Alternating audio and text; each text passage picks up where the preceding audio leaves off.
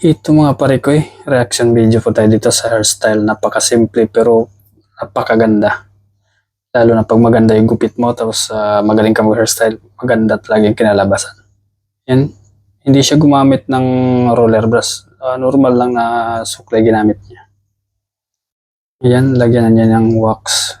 Concentrated yung wax niya. Gandang pang hairstyle yan. Inawi-hawa niya pataas.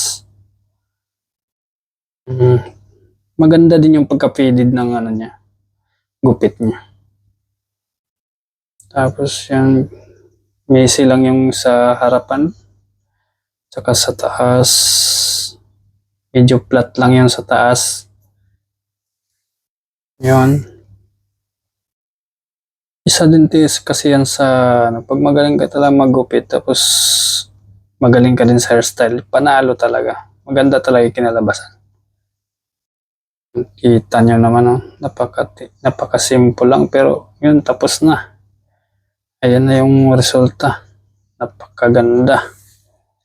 Bumagay din sa model niya, saka yung sa kulay ng buhok niya. Ayan. Tibay. Panlining mga ahit, tibay. Panalo. Yan. Yan lang po mga parikoy. Galing.